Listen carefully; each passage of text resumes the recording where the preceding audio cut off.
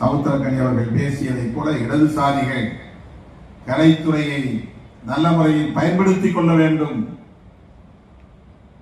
என்பதை நான் வழிமொழிகிறேன். இன்னும் அதிலே தீவிரம் காட்ட வேண்டிய தேவை இருக்கிறது. இந்தியாவில் எந்த மாநிலத்திலும் இல்லாத ஒன்று தமிழ்நாட்டிலே அரசியல் துறையும் கலைத்துறையும் பின்னி பிணைந்ததாக இருக்கிறது.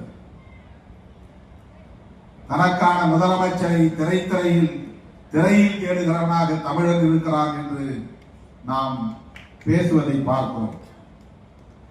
இங்கே கருத்தியலுக்கு, போராட்டங்களுக்கு, தியாகங்களுக்கு, முற்போக்கு சிந்தனைகளுக்கு தரப்படுகிற முக்கியத்துவத்தை விட இத்தனை கோடி வருமானம் வரும் அந்த வருமானத்தையும் விட்டுவிட்டு அரசியலுக்கு வந்திருக்கிறார் எங்கள் தலைவர் என்று சொல்லக்கூடிய நிலை தமிழகத்திலே இருக்கிறது.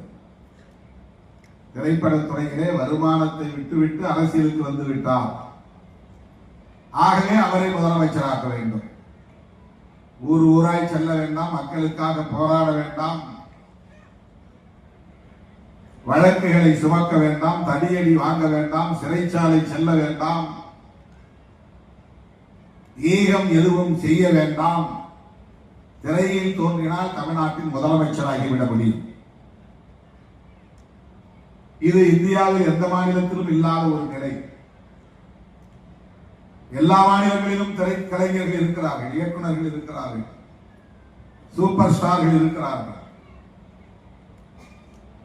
அமிதாப் பச்சன் இந்தியாவிலேயே ஒரு புகழ்பெற்ற சூப்பர் ஸ்டார் தான். ஆனால் அவர் முதலமைச்சராக ஆசைப்பட்டதில்லை.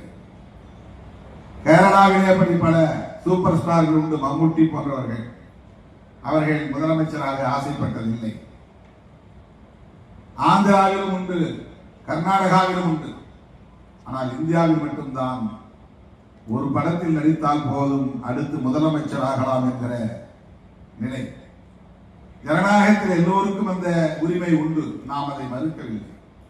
ஆனால் இந்த சிந்தனை போக்கு இருக்கிறதே, இந்த உளவியல் இருக்கிறதே, இந்த திரைத்துறை தமிழக அரசியல் களத்தில் ஏற்படுத்தி இருக்கிற தாக்கம் இருக்கிறதே, அது ஒரு பிற்போக்கானதாக இருக்கிறது என்கிற கவலையில் இருந்துதான் சமுத்திரக்கனி அவர்கள் இங்கே இடதுசாரிகள் கலைத்துறையில் இன்னும் தீவிரமாக ஈடுபட வேண்டும் என்பதை முன்மொழிந்திருக்கிறார் என்று நான் நம்புகிறேன்.